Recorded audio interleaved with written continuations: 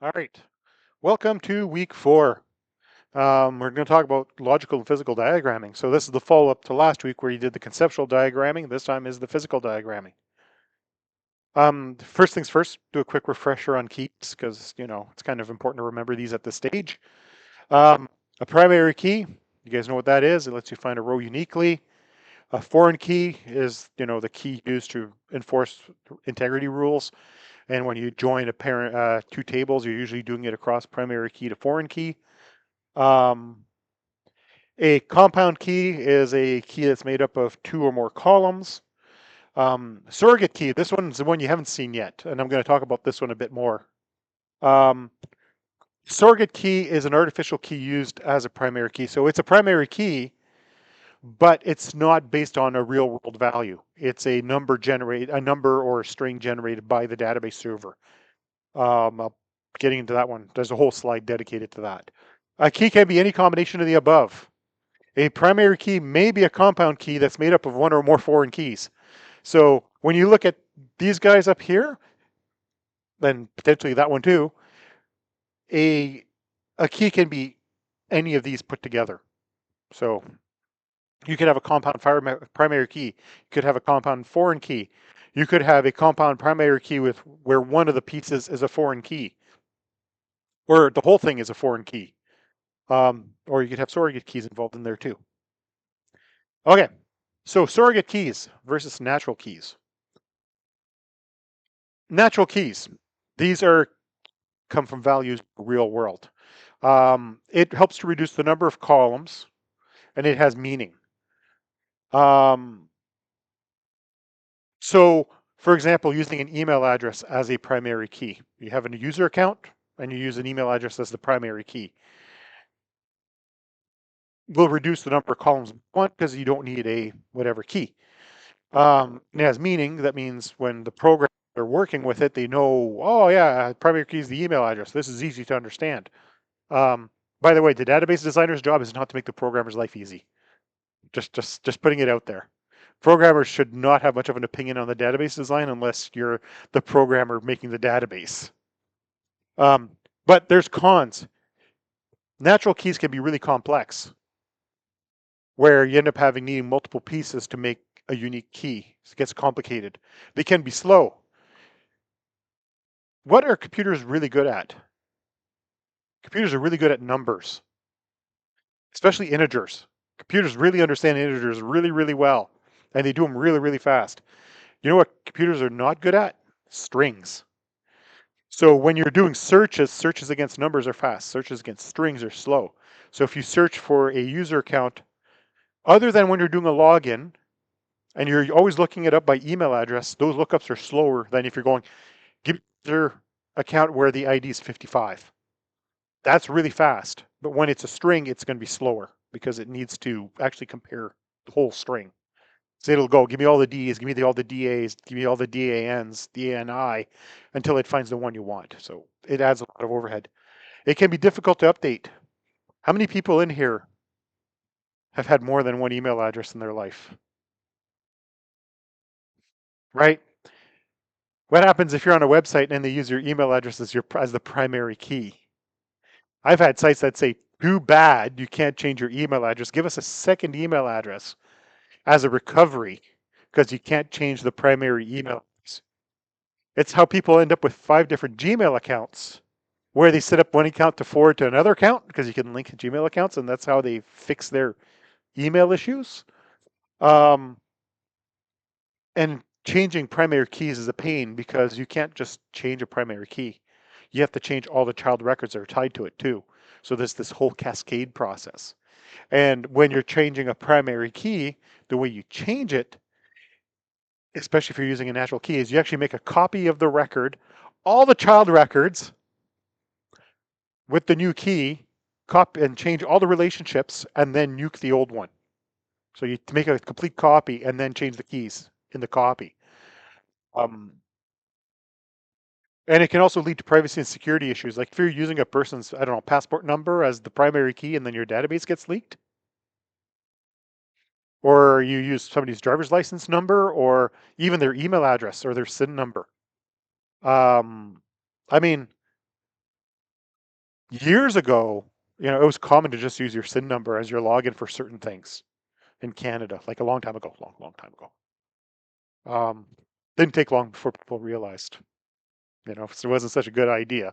But back in the day when, the internet wasn't as bad a place as it is now, it wasn't uncommon to do these things. But if your database gets leaked, or hey, you're calling their tech support and they say, hey, we need to find your user. Can you give me your SIN number, or can you give me your passport number?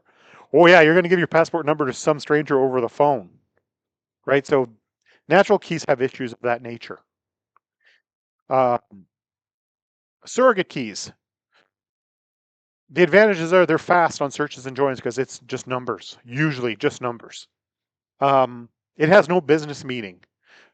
You're just giving it a number. It has no meaning at all to the outside world. Therefore, it's safe value because who cares? The record is 5. The other record's 1006. Who cares? As long as the software knows what it is, it's all good. You hide that from the users. It doesn't care about privacy issues. Actual fact, for you guys, there is a weird one that you're all experiencing here at the college. Your student number, right? Your student number uniquely identifies you to the school, but it is a surrogate key because it's generated. But the problem is that over the years, and every school's like this, not just here, all the schools, high schools in Ontario and colleges and universities all have this problem, is your student number is a unique identifier that identifies you to the school. That's why nowadays, if you show up, they actually ask you, I think they ask you for ID depending on what you're trying to do, because they want to verify you as who you are. When I went through school, I could just go up to the office and just give them my number and shit happened because they didn't think about people being doing bad things. That was a long time ago. Okay. But outside of things like student numbers, these surrogate keys have no privacy issues because they don't have any real world meaning. They don't mean anything. They're just numbers. Again, some of the has no business meaning. You notice that one's repeated in a good and a bad. Traditional database designers don't like surrogate keys because it has no business meaning.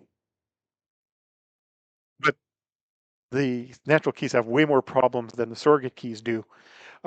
It causes a little more data because you're adding a value to the database, and it adds an extra index.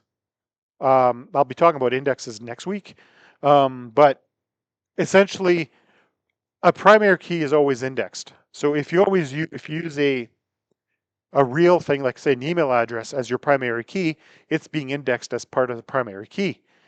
When you use a surrogate key, you probably still want to index the email address so searches on the email address is fast, but the surrogate key will also get indexed, so now you have 2 indexes. It's not the end of the world, and most database servers will never even notice it, but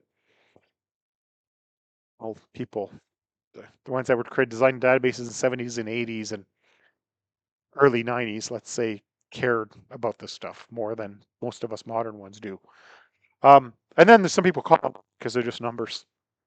Because it has no meaning, so they just see a string of numbers. They're like, it's ugly. I like the numbers. Yeah, I can't remember numbers. I have to write everything down, but when I'm working on the data, but who cares? But some people think it's just ugly. It's not. As you can see, a lot of the cons on the surrogate key is really it's not bad things. It's just people's opinions. There's no real reason not to. Um, I tend to lean on the surrogate key for everything. So for example, let's say you have a table where the primary key would be 2 or 3 columns, right? So you got a table with primary keys, 2 columns, name and phone number. When you create a child record, the name and the phone number is going to get copied into the child record as part of its identifier. Then that child record has another child. Then suddenly you'll be copying 3 columns across, potentially. There's a chance for chaining this data throughout the entire database. If you're using a surrogate key, who cares if the person's email address changed? Your record ID is going to stay the same. You just change the email address. So I tend personally prefer surrogate keys. Unless there's a really good reason to not use it, surrogate keys are the way to go. Synthetic keys. Surrogate keys, synthetic keys is the same thing. So essentially, using surrogate keys will tend to give you faster queries, There's no weird update issues where, you know, you got cascading updates. You don't have to worry about the value of 36 leaking out and people not knowing, you know, people realizing 36 has special meaning because it doesn't, as opposed to a person's email address or passport number or whatever. So yeah, I'd lean on the surrogate key side of the argument for the most part. I went through as the transition was happening. I went through school as they were teaching them both. And, you know, one of the profs really argued for this, and one of the other profs really argued for that. The guy who argued for this was, you know, a guy who'd been designing databases since the 70s. The guy who was doing this was the guy who had learned recently database design. And he's like, yeah, no, do surrogate keys. So it just depends. Depends where you work. Um, I've worked with senior database designers that have now adopted surrogate keys as the answer. Because even with the email address, how many of you have had the same phone number your entire life? I mean, my daughter has had the same home phone number almost her entire life until she moved out. Now her default phone number is no longer my house number. I had two separate numbers while I lived in Ottawa because, you know, there once was a time, depending where you lived in a city, your phone number would change. People nowadays say, oh, I got a cell phone. I can use the same number across the whole country. Who cares? I used to live on Carling across from the old Westgate Mall. I had a phone number when I moved to my new house, which is 6 kilometers away. I had to get a new phone number because they couldn't take my old phone number with me. That was 27 years ago. Just saying, 27 years ago, you know, they couldn't just move your number down the street. Nowadays, you can take your landline and connect it to your cell phone, and they don't care because the numbers have been detached. So surrogate keys don't have these problems.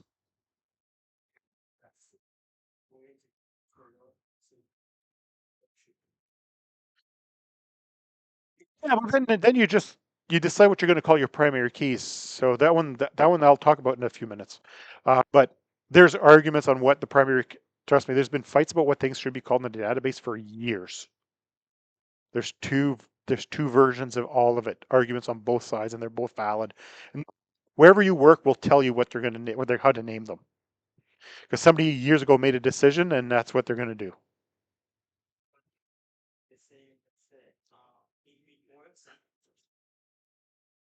Well, if you may inherit a database that's natural keys, well, you can't change that.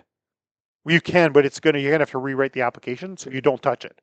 But with a new system, it's probably gonna have surrogate keys, and they're gonna have a naming convention you're gonna follow. As long as you stay consistent with your naming, that's the important part. All right. So the next one we need to talk about is resolving complex relationships. Really, when we talk about complex relationships, there's only the one that you have to worry about. Um, so when you're converting a conceptual diagram to a logical or physical diagram, there's a specific type of relationship that needs to be resolved, and that's the many-to-many, because there is no such thing as a many-to-many relationship in a physical database. It's impossible. Database servers won't let you do it. So they have to be resolved. So you resolve a many-many relationship by creating either an intersection or an associative table. So they're both the same thing, just so you know. They're both the same thing, except one's the basic version and one's an advanced version of the same thing.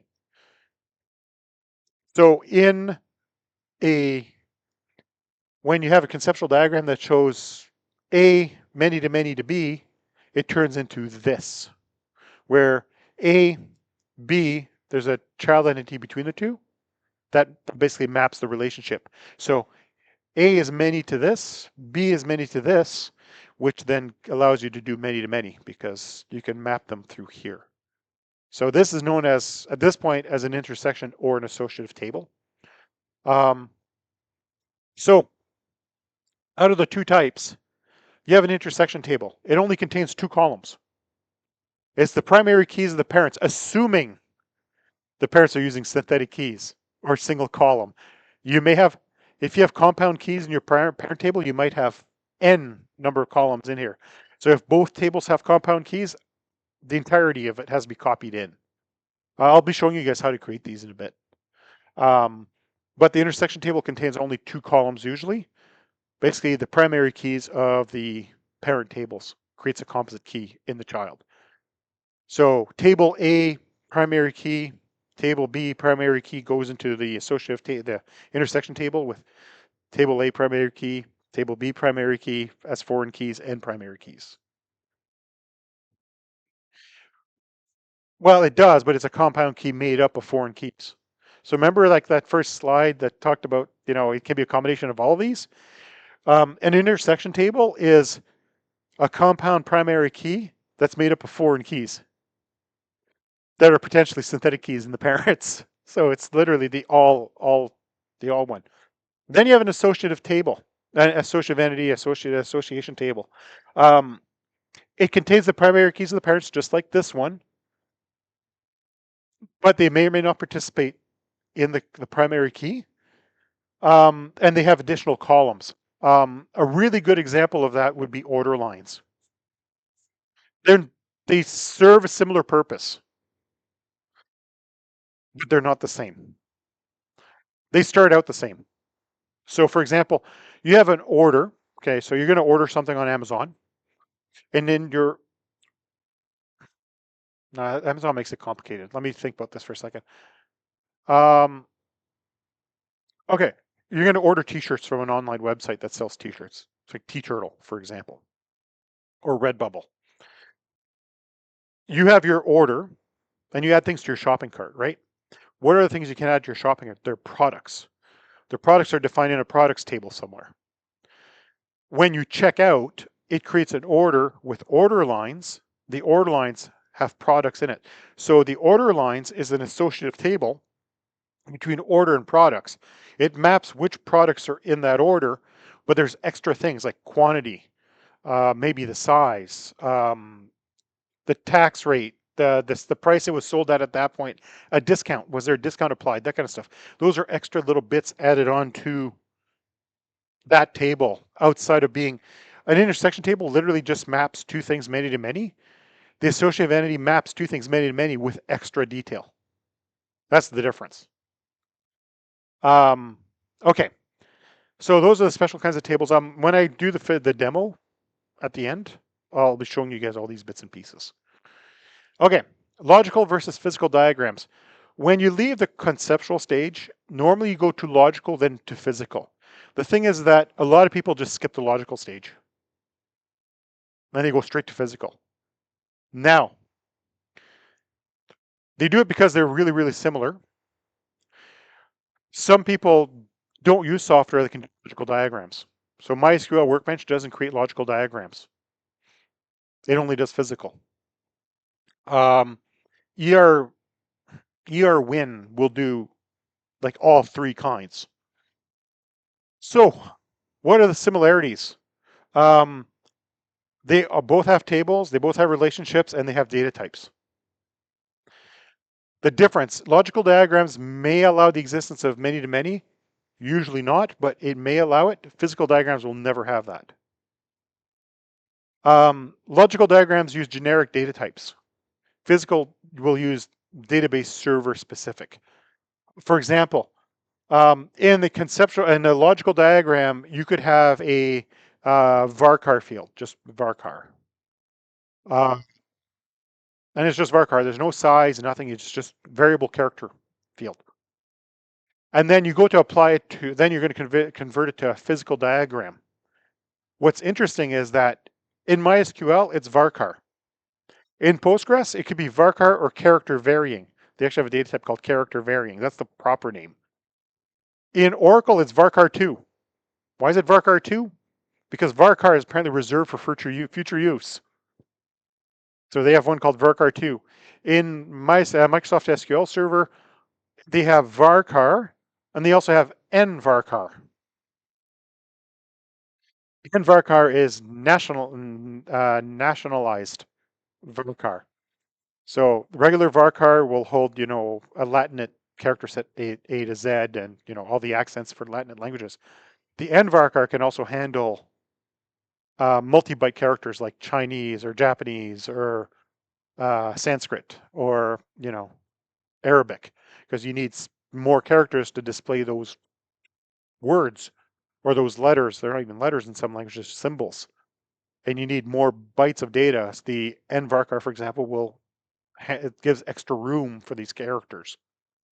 So it's just a different way of holding the data. So in the logical diagram, you do the generic design. In the physical diagram, you actually target the engine. So it becomes very specific. It's sort of like when you buy blueprints for a house. And you can buy your blueprints from a house for any given, you go to an online site, you buy a blueprint for a house, and then you give it to your builders. It usually comes in a format the builder can then import into their thing, and then they apply rules for your area. For example, some parts of the world, plugs on the wall have to be a certain distance apart. In other parts, it's further. In other places, it's closer. Um, in some countries, the doors need to be a certain width. Other countries, not as wide. And they adjust the plans based on the actual local building rules, which is like the building rules for the database server.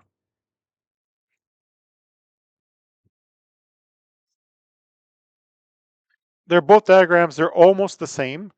Most tools will let you create the logical, then convert it to physical. So you do the logical, and then you go convert to physical, and usually you pick your target engine. So you say, oh, this is going to be Oracle. This is going to be Microsoft SQL Server 2022. This is going to be Postgres 12, MySQL 8. And then when it converts the conceptual, the logical to physical, it puts in the appropriate data types automatically. By the way, the software that does that is really expensive. Like really expensive. Like the best tool is known as Power Designer. It's $15,000 a seat. It's really good, but it's really expensive. ER Wins like $700 a seat. MySQL Workbench is free because it doesn't even do logical. Just you're going at you're using MySQL Workbench to design. You're probably targeting MySQL, so you can just skip the logical step. Which is what I'm saying. It's like sometimes people just skip the logical because they already know the end goal, right? So, for example, if you're working in the government, either you're going to be using Oracle or Microsoft SQL Server. The odds of it being MySQL or Postgres are very, very small. If you are working with Java, it's probably going to be Oracle. If you're working with C#, it's probably going to be Microsoft SQL Server. Like your environment will dictate which one you do, and then they just skip the logical and go straight to physical because you don't need to think about it because you already know where it's going. So you can skip a step because in the end the diagrams look almost identical, except one is more precise. That's all. It can export SQL to create the tables and stuff for you.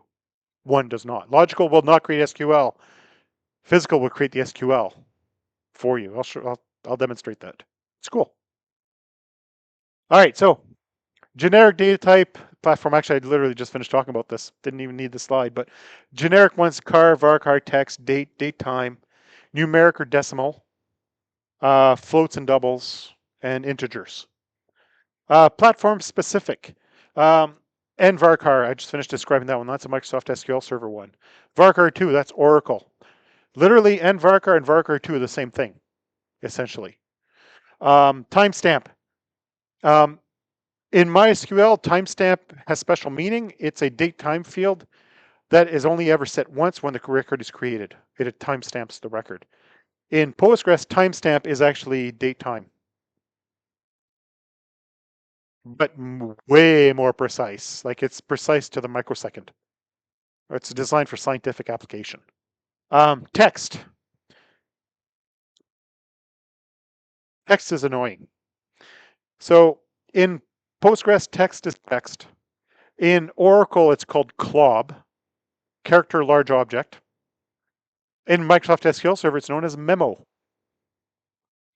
In MySQL, there's small text, text, text. They decided you needed 3 versions of text. Boolean. MySQL is special. MySQL doesn't support Booleans. MySQL uses a tiny int. And it used to be tiny int 1, but now they don't even support doing that. Used to be you could say tiny int and it's only one character, one digit. So MySQL is now a tiny int. So you have null, 0 for false, and then 155 versions of yes. because you're using a small integer. That's 0 to 255. So MySQL does it that way. Postgres, Oracle, Microsoft SQL Server, I'm guessing IBM DB2. They all support true booleans, so they'll store true and false. Oracle's a little weird because it's got like a special data type for it, but it's still basically true false. And there's tons of others like Postgres geometric data types. You can store a circle in the database by giving it X, Y, R. So when you store it, you give it 3 values, X, Y, and then the radius. And it knows that's a circle. And you can actually search for circles under a certain size within these coordinates. It's got networking like MAC address, IP address, that kind of stuff. Just tons of data types. You just start exploring the different database servers and you'll have tons of choices for data types. But this is where I put in a general rule. If you think your database is ever going to get ported between platforms, try to stick to the generic types as much as humanly possible. Like, for example, in Oracle, it only has date. Date does date to time. There's no date time, it's just date. In Oracle, there's no such thing as numeric, decimal, float doubles, or integers. It's all number. Because Oracle's just weird that way. It has very few data types, but each data type does a bunch of different jobs. But you try to stick to the generic versions of the data types as much as possible.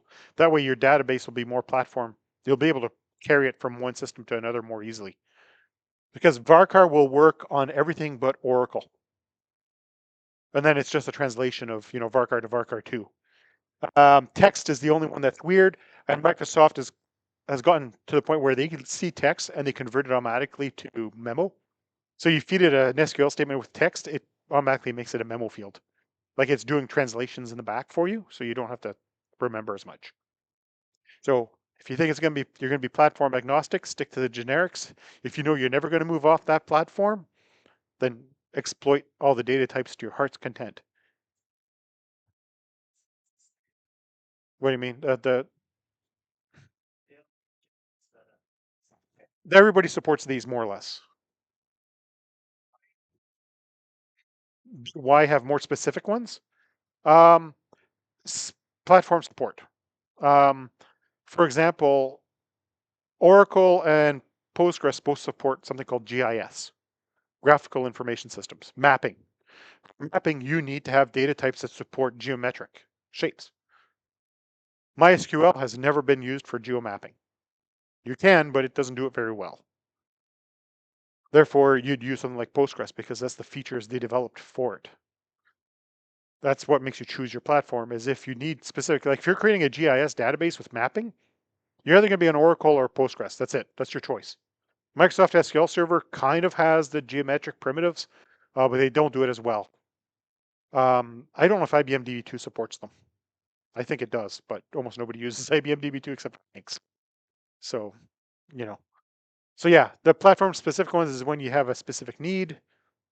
It's okay to use them. But just be aware that if you ever have to migrate, you may have problems. All right, so physical diagram considerations. There's a few items to consider when creating physical diagrams. Composite attributes should be broken into component pieces. That is your, for example, an address. On your conceptual diagram, you have address. But you know an address is not just an address, it's made up of multiple pieces. So you would get rid of just address and you'd put in all its pieces instead. So you'd put in, instead of just address, you'd put in like street address, city, province, state, whatever, postal code, country kind of thing. Like I got the example right here as part of the slide. I literally had this conversation in the lab before this, like the other course I have the lab for. I had this exact conversation with them. Well, it has to do with being able to search, right? So for example, if you're just using a big text field to hold an address, and the entire address is in a single field, and then you need to go find for people that live in Cobden. It's a little town just up the road from here. Just up the road, like an hour, not an hour and 15 minutes, but just up the road. Canadian distances, just up the road. The problem is that there's also a Cobden Road here in Ottawa. So you'd search for the substring Cobden, but you can never guarantee you're searching just the city. But if you have it broken down into component pieces, then you can just search for Cobden in the city field, or search just for the postal code, or you need to search just for Ontario. Because it's kind of funny, my hometown has an Ontario street, even though it's in Ontario, but there's an Ontario street. There's a Manitoba street. They got a street after every province. It's just one of those things, right? Um, so composite attributes you break down into its component pieces. Try to make the data types and size reflect what is actually being stored. For example, you don't need 255 characters for a phone number. A lot of people say, well, the database server, if you're using a varchar, it doesn't take up any more room. So why would I tailor the data, the fields to the data? I'm going, well, it's a semantic thing where the structure of the database should reflect the data. A postal code does not need 255 characters. In Canada, you need 6. In the UK, you need 6. In Australia, you need 5. In the US, you used to only need 5, and then they ran out of postal codes because they were stupid. And now they need 9. 10. Sorry. Because the way the postal codes work in the States is the postal code points to mail to a mail hub. For a while, they had one postal code for Manhattan Island. Like New York City. One postal code for New York City. And then literally would come in and then people would sort the mail by hand to figure out where they're going to go. And then they sort them into the substations and then send the mail, forward the mail to the substations. Now, if you do the fully described postal code, a lot of people still use the short one because Americans don't want to learn. If it's like for Beverly Hills, right, 90210 dash 1234, it's saying, oh, it's Beverly Hills substation 1234. So then the mail gets routed to there automatically, and then it gets sorted for delivery. It's a lot less manually intensive. Other countries, like China is a good example from what I've been told. They have postal codes, and depending on what part of China you're in, they don't even use them. You write it down and then they get ignored. I might be lying, but I've had Chinese students tell me the story on both sides. Yeah, we use postal codes. No, we don't. So whatever. Other countries don't even have postal codes. Like the Fiji Islands, no postal code there. The name of the island, because there's 1,000 people living. It's not hard to figure out the mail for 1,000 people, considering most of them don't get mail. So you try to make it match what's happening. So are you going to store international postal codes? Probably use varchar 15 just to be on the safe side, just in case you get a weird one. You're going to hold phone numbers, 14 characters if it's Canadian. That'll let you put in the parentheses and the dash. Maybe more if it's international because you need also the routing code, 044 for the UK. And then the rest of the phone number. I already talked about sticking to generic data types. Avoid storing sensitive data whenever possible. Don't store credit card numbers. Don't store SIN numbers. Don't store passport numbers unless you have to. And if you have to, you should be encrypting the data in the database. So, it comes in the application, the data gets encrypted and it's stored in an encrypted state.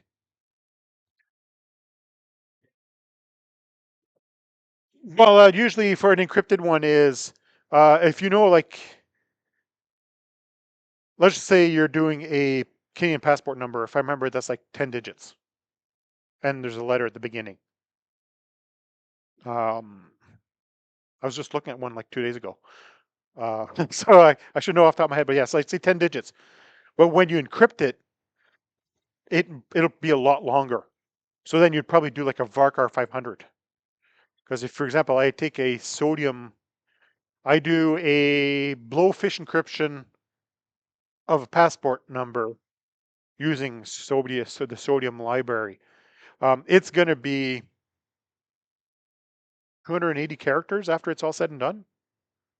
Because you salt it and then you add all kinds of stuff to it and it becomes this weird number that you need to know how to decrypt. So when you're encrypting data, you have to test the encryption you design to the size that the encryption is going to be. Or worst comes to worst, use a text field because text fields don't really put limits on you. But the problem with text fields, you can't search. But if it's encrypted, you still can't search either. So hey, who cares, right?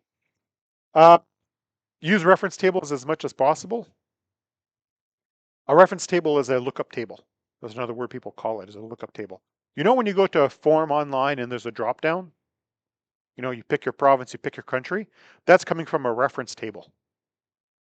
So that you're not letting people on your foreign keys, you don't let people type in values.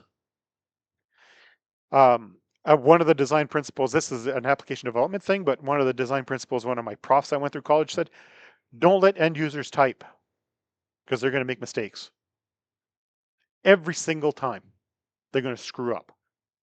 Don't let them type, let them pick things from drop downs, use radio buttons as much as humanly possible. Don't let them type anything in unless you absolutely have to. That way your data is going to stay clean. I have an anecdote for this. When I first started at my second job in Ottawa, so that would have been 99. No, 90. Was my son born yet? Yeah, it would have been, no, it was 2000 I started that job, now that I think about it.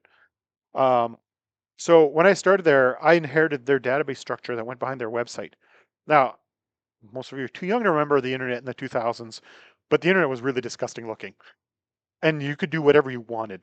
So they had a contact form where people typed in their country. Cool. Until they asked me to write a report of, give us all the American customers. You think that's easy, right? Oh no, no, no. USA, US, United States of America, U.S.A, U.S.S. I had to figure out every version a person could type in USA, not even counting the typos, to be able to run this report. As soon as it took me close to an hour to figure out all the variations to run this report that should have taken 10 minutes, I put in the proposal to update the website to use a lookup table that they weren't allowed to use. Type whatever they wanted. Same thing with provinces.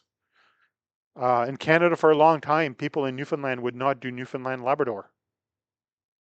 It was just Newfoundland. Labrador was not part of Newfoundland before they joined Confederation in 1949. Labrador was part of Quebec. And then as part of Confederation, they just cut out a chunk of Quebec and gave it to Newfoundland. So they had a piece of mainland to go with their province. If you go to school, it's funny because you go to school in Quebec and they do the geography, all the Quebec textbooks don't show Labrador as being part of Newfoundland. It's part of Quebec, even now. It's really funny. It just goes to show there's not a lot of strife in Canada and they're still arguing over this chunk of land.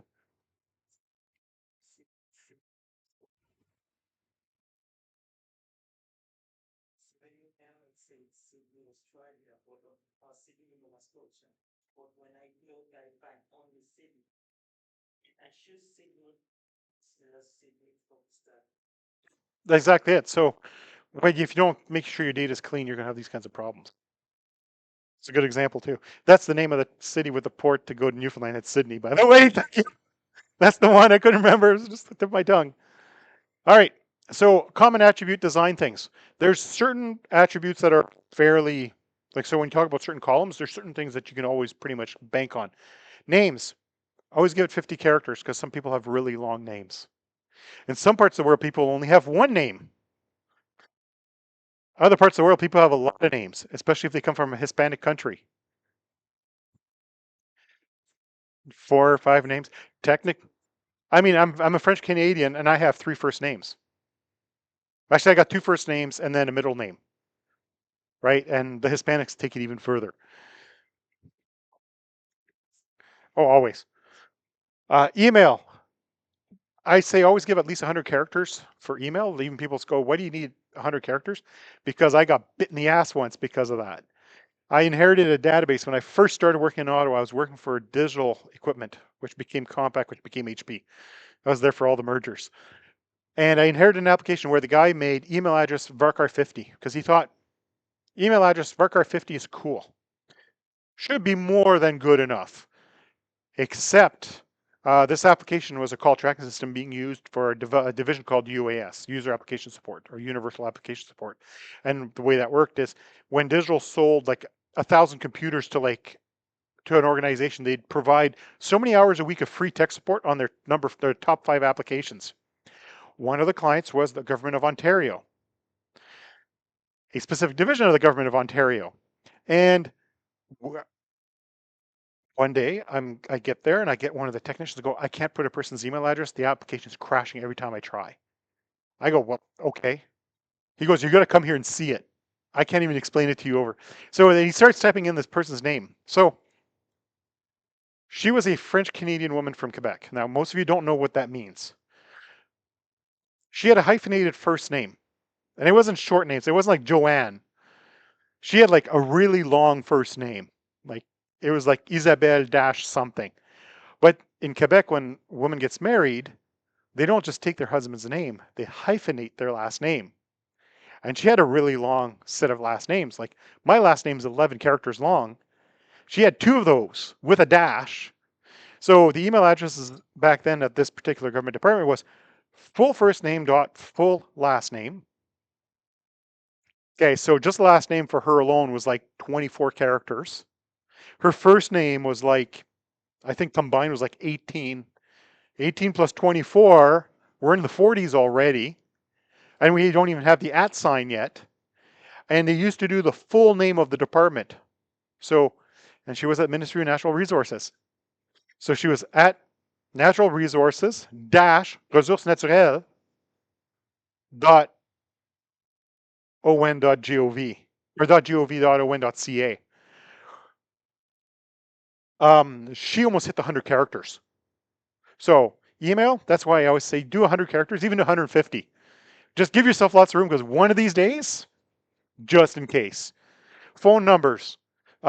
It should always be character based because sometimes you have to put in the special characters or the plus sign or the dots, whatever.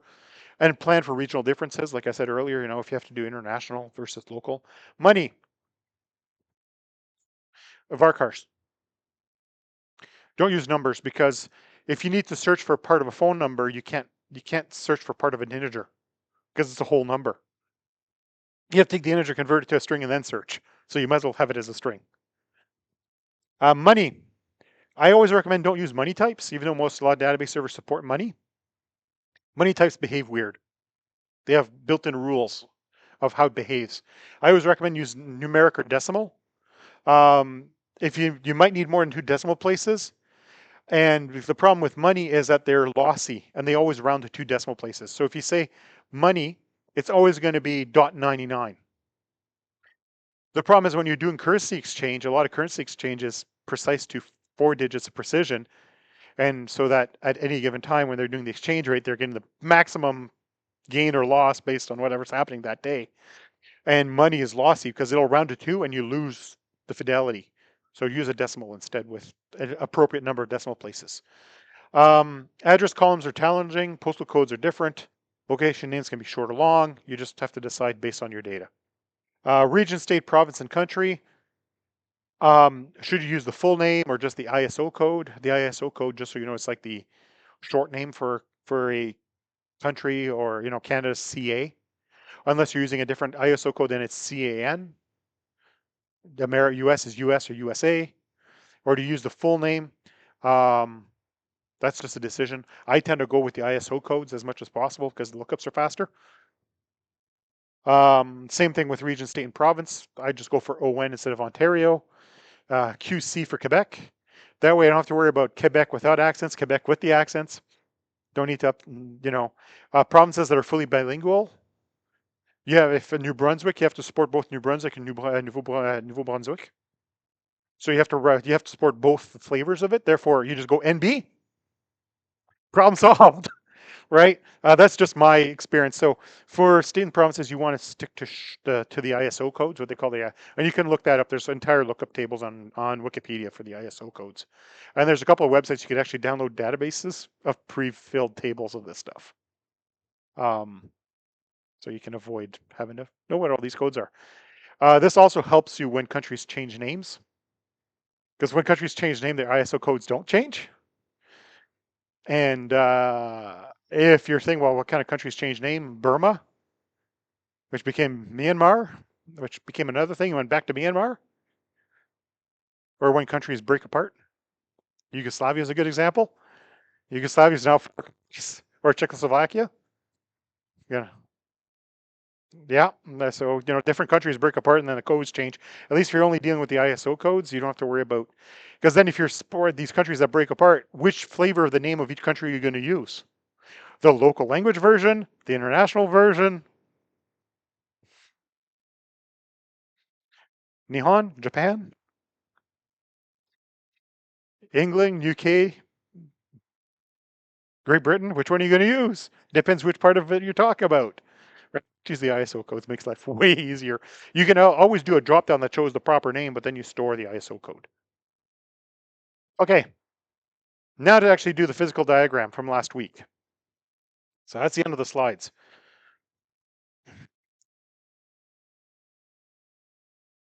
Oh, my knees are sore. Okay, don't need this anymore.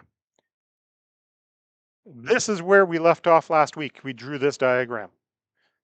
Now I'm going to do it physical. I'm going to do the physical diagram. I'm going to use it with, well, I guess it's called Redgate now. Up till like August, it was called Vertibello.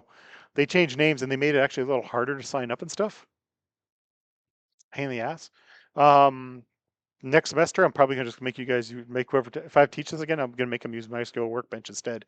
Um, it's just it's got problems depending on what platform you're on. Any Mac users in here? Ah, there's problems. All right, so in here, you want to create a new diagram. You just hit create new document, and you create an empty model. It's a physical model. This one supports logical models, but what they call logical model is actually a conceptual diagram. So physical, and then it thinks for a minute, and we want this to be MySQL. What's cool, it lets you pick which flavor of MySQL. You guys are on MySQL 8, so it's good. Like when you're doing Postgres, you can pick, all the versions of Postgres or all the versions of IBM, all the versions of Oracle, Microsoft SQL Server, just a few versions, and a few others down here. So MySQL 8, I'm going to call sure create model. All right, there. I got my diagramming tool is up. You'll see there's no tables, references, or anything. So our tools are up here for what we need to use. So I'm going to add a table. Go back to my diagram. I'm going to start with my reference tables, genre and author. So you click on it. You can go genre. Here's what I'm going to say. If you do these diagrams, I don't really care what naming conventions you use, as long as you're consistent. So stay consistent the whole time. I follow the. Remember earlier I said there's been discussions of arguments about what things should be called in a database. There's the argument where people say table names should be singular. Other people say tables should be plural. This has been a fight going on since the 70s. It's never going to end. The arguments are valid on both sides. If you say genre in this case, it's a table that holds genre. Each record is a single genre. I am a plural guy. It's genres. Why? Because it holds a bunch of different genres. And each record is a single one. Go figure that one out, right? Okay, so we have our genres table. Then we're going to add a column and we give it some names. Again, this is another spot where people argue. So it should be genre ID. I've done this before because you notice it pulled up my autocomplete. Some people prefer this version because it's the idea of genre. You got other people, depending on what programming framework they use, it'll just be ID. Why? Because it's the primary key. It's always ID. I don't care which one you guys use. Just pick one and stick to it. At this point, I'm going to mark it as a primary key. I'm going to add another column. I call it name. It's a varchar 50, and it's not null. Cool. And there's my first table. This became this. You'll notice I didn't call this genre name. Again, this is another one where a lot of older style designers argue over. Should be column table name underscore field name. So you'd have genre name, genre this, genre that. Honestly, this is the name of the genre. I'm a big fan of typeless because you can reuse that field name in more tables. The field name has to be unique in the table. It's not per table. Not really, except you have to be a little more precise in your queries. So you end up having to use prefixes in front of the field names. Like I said, it depends on where you work. The framework, the database, the application framework to develop with I used at my old job had very specific naming rules. And I got so used to using them that I just used them, right? Primary keys were called ID. The identifying field, not the unique field, but the field that a human would read to identify the record was always called name because it was a user an ORM and it figures out the SQL for you, unless you want to do something fancy. It just does it for you. So if you follow the rules, it's called design by convention. All right, so now I'm going to do the authors. Authors, and I'm going to add ID, just like the other one, and it's the primary key. And I'm going to add the name because it's author, and that's a varchar 50. And I'm going to make it not null. Cool beans. There's my. Remember earlier I was talking about lookup tables? These are lookup tables. Often lookup tables will have two columns in it. They may have more, a few more. One that you'll see is different variations on the name, but could be active, as in, is this something that's available or not? So active would be a Boolean, true, false. Are they allowed to use this or not? Other ones you could have some auditing fields like created by, created timestamp, modified by, that kind of stuff. All right, so now I'm going to add my books table. And if you remember in the diagram here, this is many to many, right? And how do we resolve many to many? Well, we're going to get to that in a second. So this is going to be books. And I'm going to add the book ID. That's a primary key. And I'm going to add the title of the book. Title. So varchar 50. Pretty important to have the name of the book. So we'll make that mandatory also. So now we want to create a relationship from genre to books. This software will not resolve the many to many for you automatically. So you know, it won't let you do that. So I'm going to undo that change, and you can, the way you resolve it, if you remember right, is you add an intersection table. And since this is a really simple model, these are true intersection table. And again, people here will also argue about what you should call these tables. Some people say, should it be the reference table to the child table? Other people say it should be alphabetical. I'll go with alphabetical.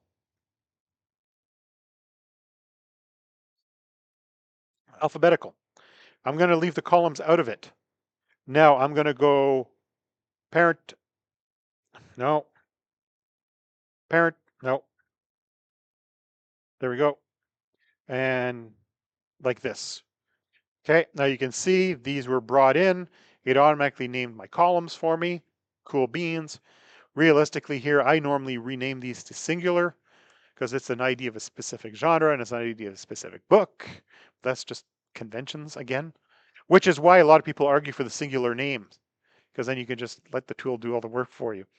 And these are part of the primary key. So remember earlier we talked about how there's a compound key, that's a foreign key. There it is. And we're going to do another one of these for the authors. Actually, the original version of this discussion I had with in the years past, I didn't do many, many. I did one to many just to make my life easier at this, but I decided to do it the harder way with you guys. So this will be authors books. And we will go one to many, one to many. Take this again and go primary key, primary key. There, done. Oh, I want to rename these to singular. That's just me being me.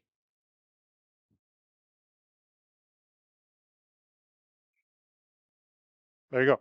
That's like half the diagram. Done. So, like I said before, these are true intersection tables.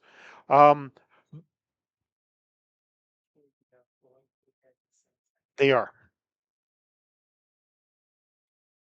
It's an everything key.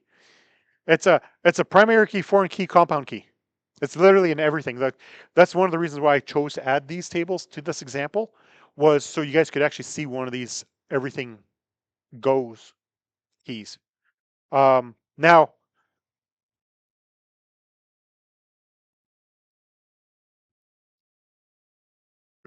modern database has gotten to the point where if you need to do auditing and point in time records, this isn't enough. We end up using synthetic keys, and those are just foreign keys instead.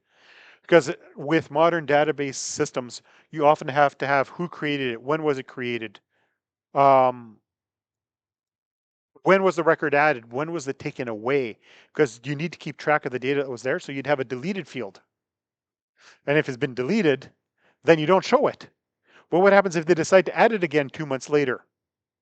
Suddenly you can't use those two primary keys anymore because you need to keep the audit records there. So, you know, all these things make this so much more complicated than it needs to be. For you guys, you don't need to worry about that yet because, well, you're level 2.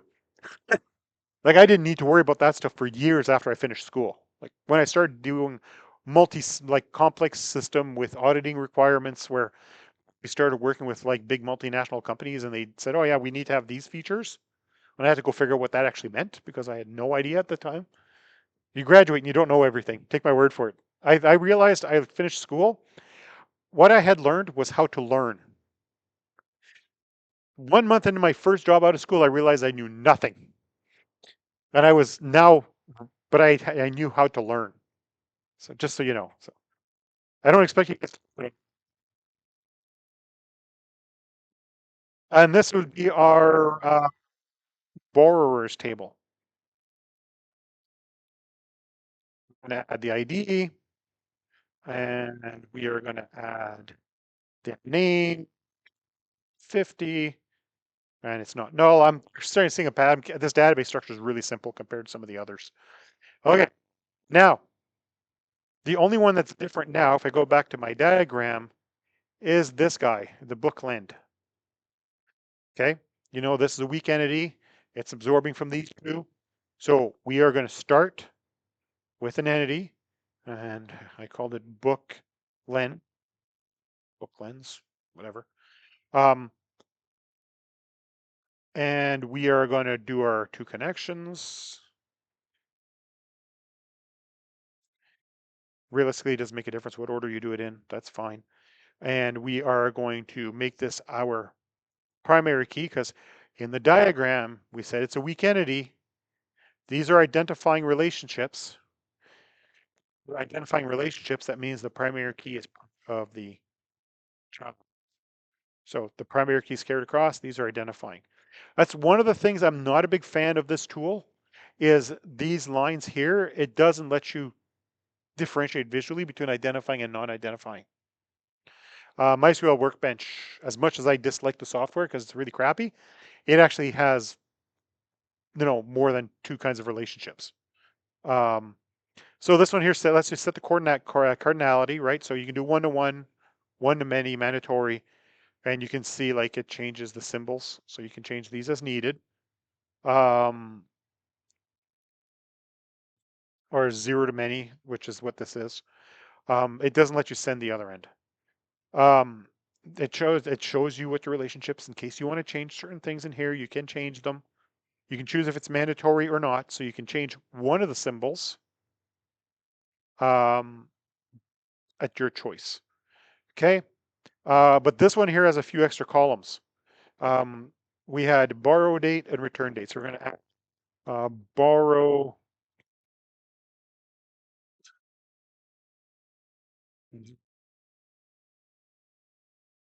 This tool will actually show you all the data types available to you in whatever system you're using. So this is a date, save, and I'm going to do return date like this. And it's also, um, that one's not null because you wouldn't be creating a borrowing record without a date. Um, And this is turned into a physical diagram.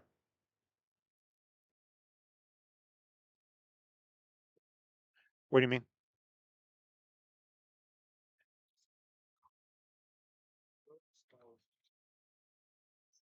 So each database server has its own date format. Go figure that one out. However, all database servers, I'm putting an asterisk on that statement when I say all database servers, with exceptions, support what they call ISO standard dates. There's a standard date format that's used in pretty much all database servers, and it's year dash month dash day. Space, 24-hour clock, so hour colon minute, and then if applicable, seconds.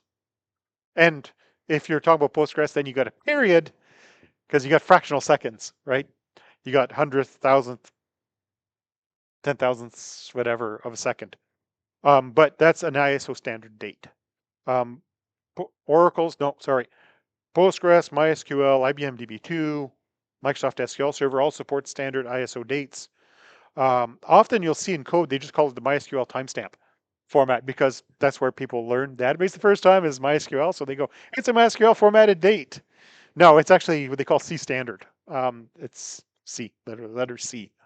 It's the standard ISO timestamp. It's also known as ISO, oh boy, am I going to remember this? ISO 8601. Just so you know, there's a standard for the date. Anyone want to take a bet if I remembered that right off the top of my head?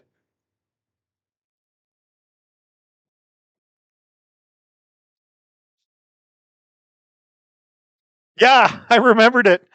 I haven't had to pull that one out. I just haven't thought of that in years. But ISO date format used like this, year, month, day. Why? It makes querying the database a lot easier because it's always biggest to smallest. So if you're trying to find everything that's in October, you could go 2024-10 and you can actually search for that. But if you're doing 10-2024, is that month or day? If you're an American, it's day. If you're Canadian, might be day, might be month, because it depends if we're dealing with Americans or not, right? Well, I'm just glad I remembered that off the top of my head. I was kind of proud of myself there for a second. All right, so there's our diagram. So when you guys go to um, submit your lab for this, there's a button right here. Export model to image. PNG, please. SVGs are cool.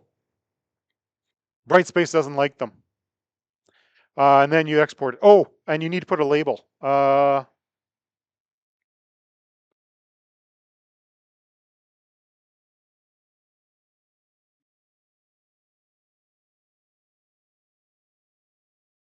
Actually, if your student numbers aren't that long. There. Make sure you have a label on it so I know whose diagram it is. So it's this tool right here. All right, so you hit save so you don't lose your changes. Because I lost my conceptual diagram from last week because apparently the new version, if you don't hit save, you lose your diagram. Used to be it would save it automatically. And then you go export to image, PNG, the whole thing, you go generate, and then you go download, and then you open, and then now they put a watermark on it, which they also didn't used to do. Actually, they used to be a really tiny little vertical watermark. If you use the paid version, you can take the watermark off. But there's your diagram. So this is when you submit your lab. That's what I want. And that's physical diagrams 101. Now, if you're not using a web-based tool to do diagrams, and you decide to use something a little more industrial, and database diagrams can get a lot more complicated. Don't get scared by this. No, don't use Visio because they can't handle it. This is a semi-real database. It's a recreation of a database I worked somewhere else before, but I had to clean room implement it. But this is an actual database with lots of relationships. As you can see, it goes and goes and goes and goes. And this is Postgres. So, you know, It has its own data types and all that fun stuff. It has auditing fields too. Like, remember I was talking about how it's important to have auditing fields? Created by, modified, deleted. These are the auditing fields that suddenly make these reference tables more complicated. So yeah, trust me, when you're first starting out, you're not going to work on databases that big. They won't let you make changes to a database that big, I should say. They might be that big, but you don't have to worry about the whole thing. You only need to worry about the piece you're working on. Later on, this is the stuff I was doing before I left my private sector job. And this is actually a small one. One of the databases I worked on was over 300 tables. And I actually, now I'd struggle, but until I quit my job, I knew pretty much every table in it. Like, somebody wanted to know, where's this data? It's this table. Because that's what you do for a living, right? You just learn it. But yeah, so that's the diagramming. So just so you can see, like, you can go from something super simple to something not so simple. You'll just grow into it. So, if ever somebody throws a big diagram at you, don't panic. You can learn it. It's just going to take a little while. It's all good.